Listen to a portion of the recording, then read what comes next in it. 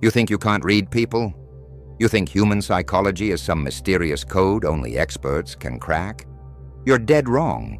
You're already reading people every single day. You're just ignoring the signals because no one taught you how to decode them. This isn't another shallow psychology video promising quick tricks. This is Nietzsche's brutal masterclass in human nature. 18 psychological truths, divided into 3 powerful phases, each one unlocking the next. Skip ahead, and you'll miss the depth that makes it all click. But stay with me till the end, and you won't just read people. You'll decode them first, before they even know what they're about to reveal. Also, you'll uncover parts of yourself you never knew existed. Part 1. The performance. Everyone calls personality. You've been lied to your entire life, not by criminals or con artists, by everyone. By your parents, your friends, your lovers, your colleagues. And the most disturbing part? They don't even know they're doing it. From the moment you could understand language, you were trained to trust what people say. Words became your reality. But Nietzsche saw through this deception. He understood that language isn't a tool for truth. It's a weapon for survival. Every word someone speaks is filtered through their terror of being rejected, abandoned, or destroyed. Think about it. When someone says, "I'm fine," how often are they actually fine? When someone says, "I don't care," how often do they genuinely not care? When someone says, "I'm happy," how often is that happiness not a mask for the depression they're drowning in? The person you think you know, their opinions, their confidence, their kindness, it's all a carefully constructed performance. They're not lying to hurt you. They're lying to survive. And the most tragic part? They've been performing this role for so long, they've forgotten it's not actually them. Truth 1. Everyone is an actor in a play they didn't write. Here's what no one tells you. Your personality isn't you. It's a survival strategy your wounded child created to navigate a world that felt dangerous. The confident person might have been told they were worthless, so they created an armor of certainty. The caring person might have been abandoned, so they created a role where they're indispensable. But here's the key. Masks slip, and when they do, the truth leaks out. Watch for what makes someone uncomfortable, for the moments when someone's composure cracks.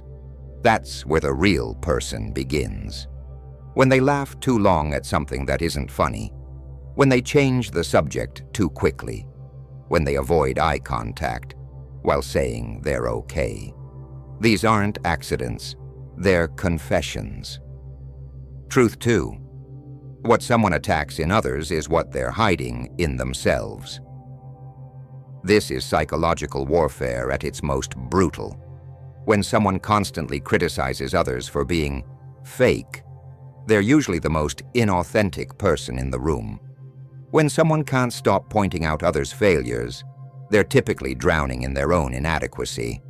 When someone consistently mocks arrogance, it's often not humility speaking, it's insecurity. They're not offended by confidence, they're threatened by it. Because deep down, they haven't made peace with their own self-worth.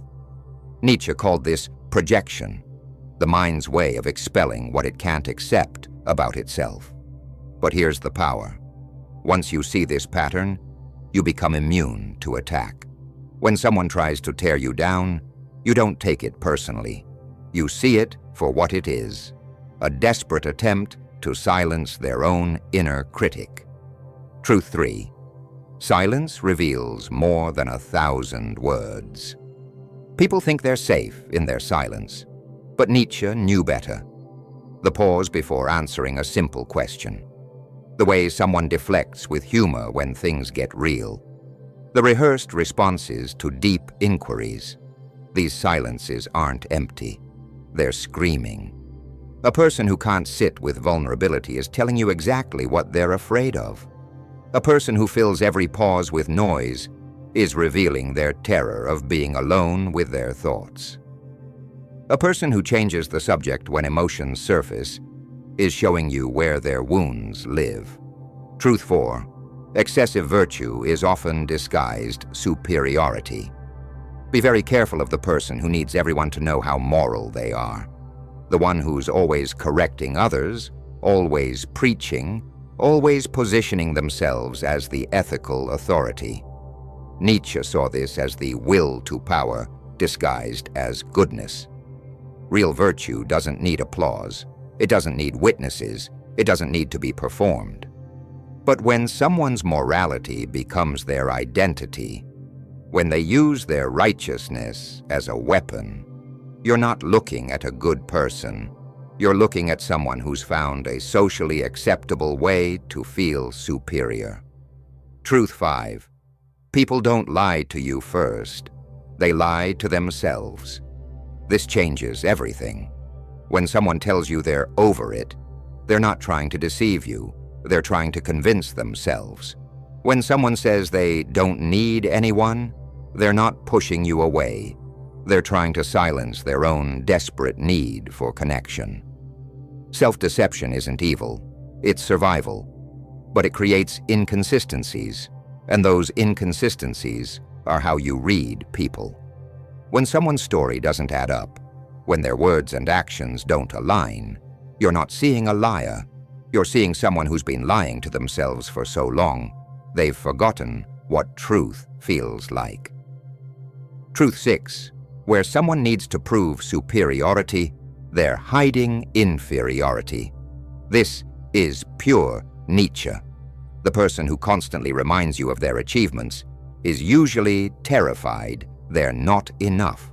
The one who puts others down casually is probably drowning in their own inadequacy. The one who needs to dominate every conversation is likely afraid of being forgotten. Real confidence doesn't compete. It just is. It doesn't need to prove anything because it has nothing to prove. So when someone's constantly performing their superiority, don't be intimidated. Look deeper. Behind that throne, you'll usually find a terrified child wearing a crown that's too heavy for their head. You're starting to see it now, aren't you?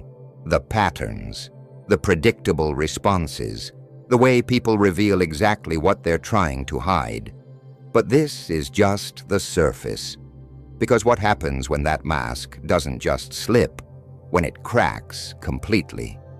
Part 2. When the performance breaks down. Once you know what to look for, you'll realize people aren't difficult to read. They're just afraid of being seen. In Part 1, we uncovered how people construct personas as armor. But in Part 2, we go deeper, into the cracks where those masks begin to slip. Nietzsche believed the self isn't fixed. It's a constant performance, a patchwork role stitched together to endure the world, a daily choice to play a role that feels safe. And when that role is threatened, under pressure, under the weight of real intimacy, that performance becomes impossible to maintain. The truth doesn't vanish, it leaks out, and that's when the real truth emerges. There's a moment in every relationship when you see someone's mask shatter. Maybe it's during an argument. Maybe it's when they're drunk. Maybe it's when they think no one's watching. In that moment, you don't just see who they are. You see who they've been hiding from. It's one thing to notice the performance. It's another to watch it collapse. If you've been paying attention, you've seen it happen. The flash of genuine emotion behind the practiced smile. The real person bleeding through the carefully constructed facade. These moments aren't accidents. They're revelations. Truth 7. Most actions are driven by unconscious fear. Stop asking what people want. Start asking what they're afraid of losing. Why does someone over-explain everything? Fear of being misunderstood? Why do they dominate conversations? Fear of being forgotten? Why do they disappear when things get real? Fear of being seen for who they really are. Nietzsche knew that humans rarely act from desire. They act from terror. Terror of abandonment, rejection, humiliation, failure. So when you want to read someone, don't look at what they're moving toward. Look at what they're running from. That's where the truth lives.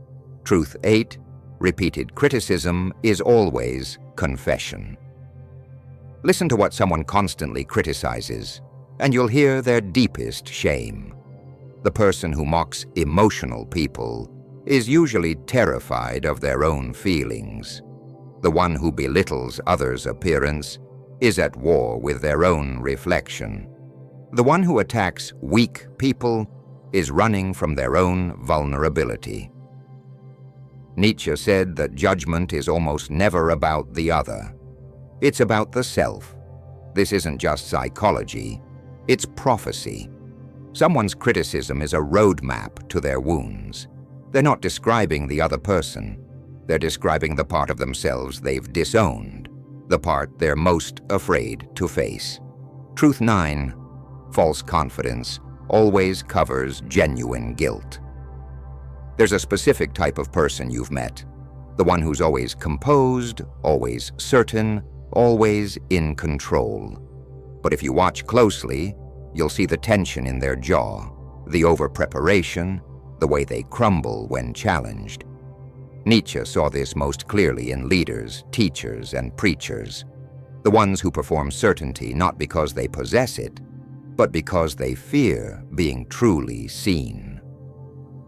When someone is chronically confident, look closely. Often it's not strength, it's a cover, a shield for guilt they've never confronted. Maybe it's a mistake they can't undo. Maybe it's a former self they're still trying to silence. This isn't confidence, it's performance. Real peace doesn't need to prove itself. Real strength doesn't need to be performed. When someone's confidence feels too loud, too perfect, too consistent, you're not looking at strength. You're looking at someone desperately trying to outrun their own self-doubt. Truth 10, exaggeration is always compensation. I never get hurt. I don't care what anyone thinks. I'm always happy. These aren't statements. They're battle cries. They're the ego trying to drown out the whispers of doubt, fear, and pain. Nietzsche saw extremism as imbalance, not strength. So when someone's statements sound too absolute, too perfect, too unwavering, don't believe the content. Read the desperation underneath. Because exaggeration is just volume, and the question is, what are they trying to silence? Truth 11, those who crave control fear inner chaos. Control, we chase it in our careers, our relationships, our daily habits. But when that need turns into obsession, it reveals something deeper. Nietzsche recognized this. When a person's inner world is in chaos, they cling to the outer world with a desperate grip. Obsessive control isn't power. It's a symptom. Some people don't just want control. They need it. They micromanage. They dominate. They can't handle uncertainty. But this isn't strength. It's terror. When someone's inner world feels chaotic, they try to control the outer world obsessively. The person who controls every detail is usually someone whose childhood was unpredictable. The one who dominates others is often someone who felt powerless. The one who can't handle change is typically someone who's been shattered by it before. Rigidity on the outside often reveals vulnerability within. Truth 12, the louder the performance, the emptier the core. This is one of Nietzsche's most haunting insights. In our age of social media, this truth is more relevant than ever. The constant updates, look-at-me energy, the flawless poses, the curated personas, the endless need to be seen. It's not confidence, it's compensation. Nietzsche wouldn't have called this strength. He would have called it desperation dressed as confidence. When someone's life looks like a performance, It's usually because they don't believe they'll be loved without it. The person who truly knows themselves doesn't need to be seen constantly. They don't need validation from strangers. They don't need to prove their worth through noise. So when someone's always performing, remember, it's not a display of power. It's a cry for help. By now, you're seeing people differently. You walk into a room and the patterns speak louder than words. But we're not done yet. Because behind every behavior is a belief, and behind every belief is a wound. And that wound, it's usually decades old. Part 3.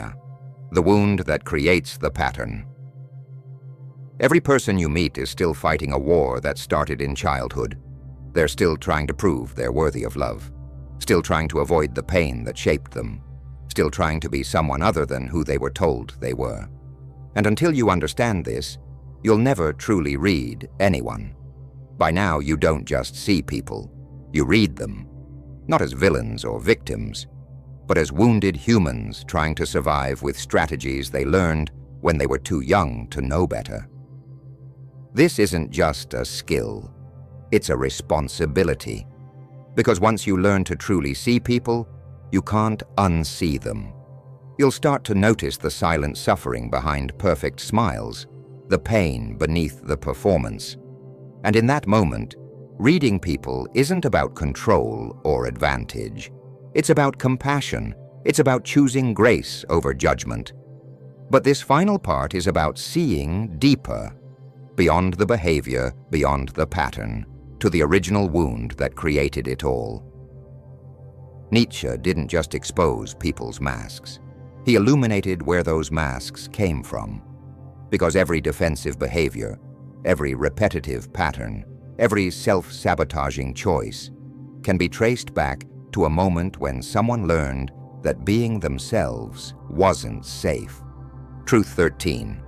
No one speaks from logic. They speak from pain. You think people are rational? You think they make decisions based on facts? Think again. Underneath every logical argument is an emotional wound.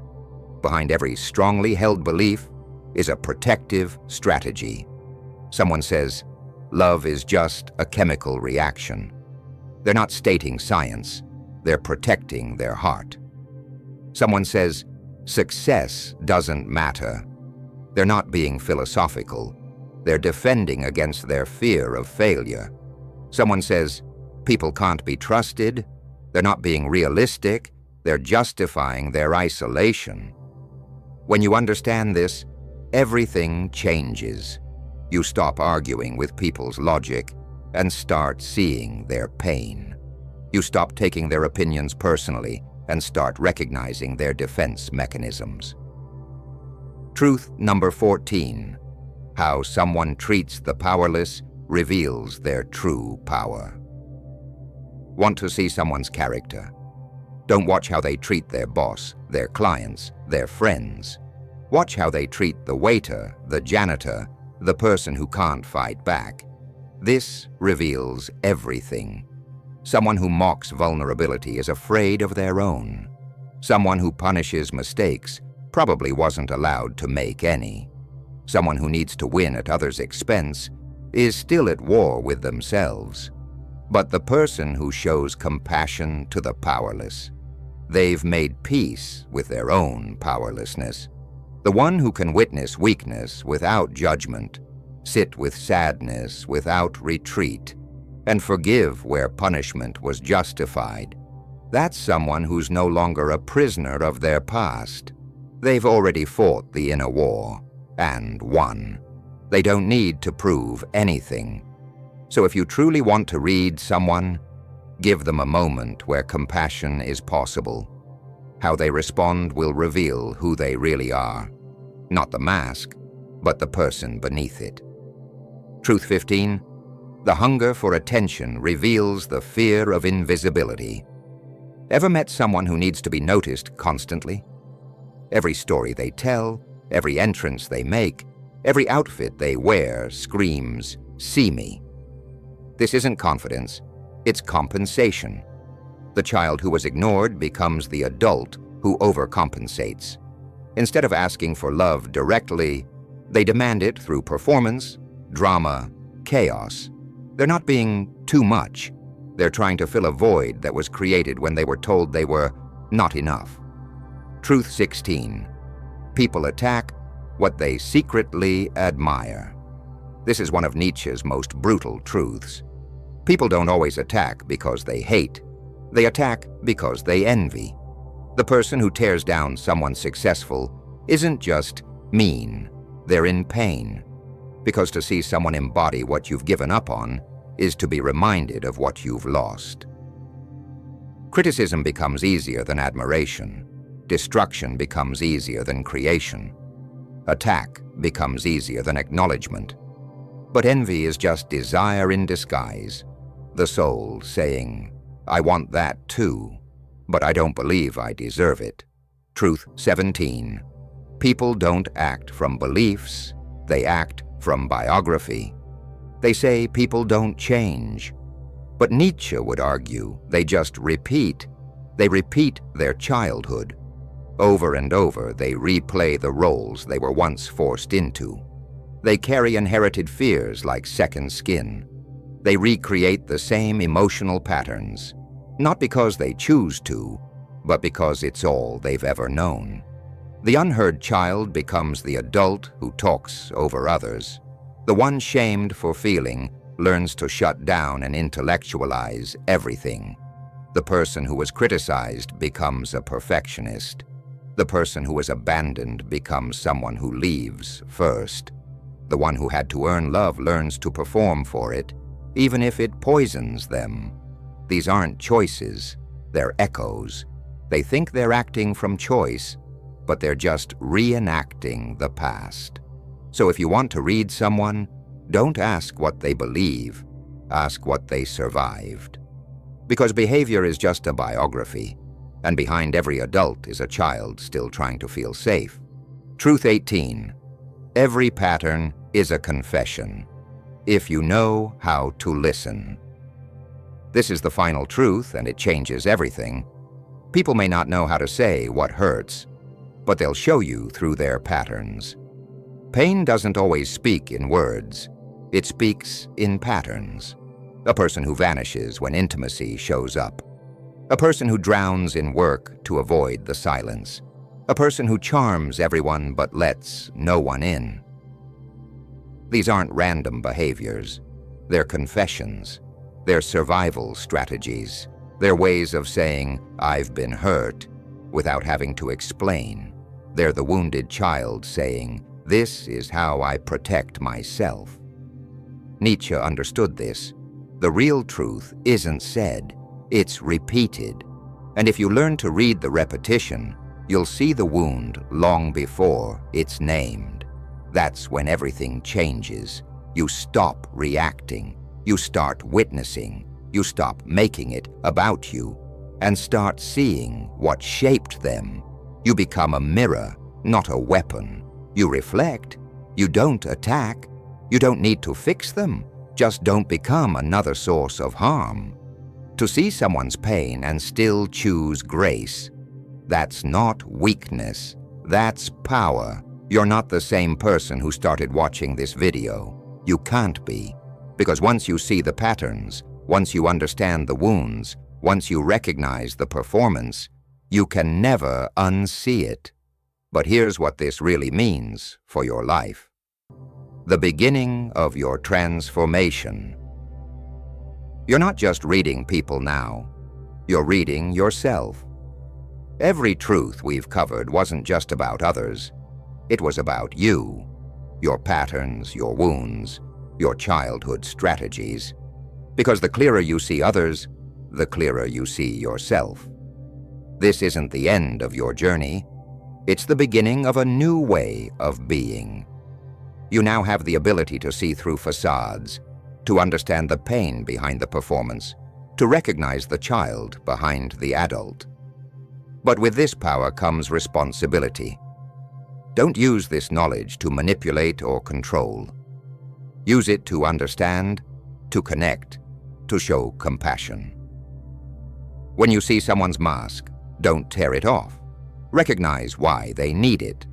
When you see someone's wound, don't exploit it. Acknowledge it. When you see someone's performance, don't judge it. Understand what it's protecting. You've been given Nietzsche's most powerful gift, the ability to see humans as they really are, not as villains or victims, but as wounded children trying to survive in adult bodies. This doesn't make you superior. It makes you responsible. If this video has changed how you see people, if you've recognized yourself in these patterns, if you've felt the shift from judgment to understanding, then you're ready for the next level.